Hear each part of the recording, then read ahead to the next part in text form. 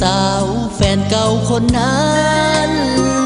เจ้าตาสัมพันธ์ทิมอายไปมีคนใหม่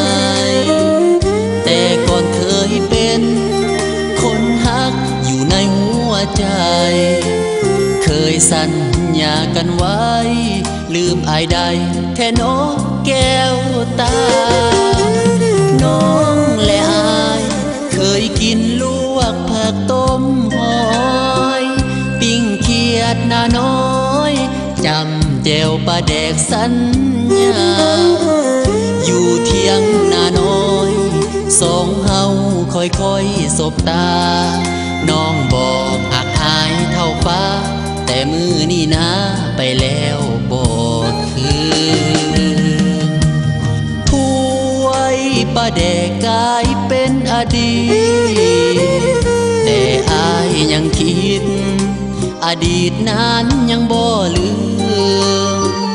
ถ้าหากมือใด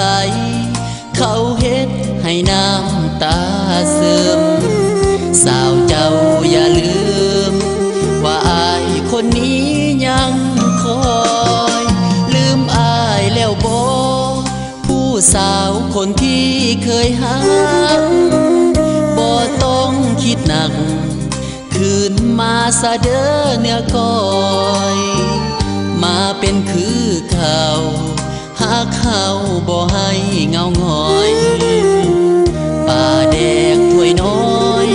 ยังคอยน้องมาจำกิน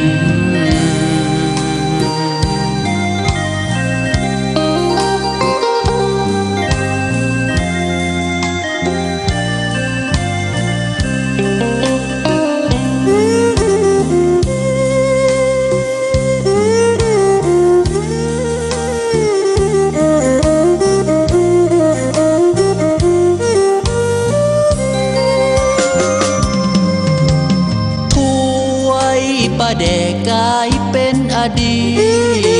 ตแต่อายยังคิดอดีตนั้นยังบ่ลืมถ้าหากมือใดเขาเฮ็ดให้น้ำตาซึมสาวเจ้าอย่าลืมว่าอายคนนี้ยัง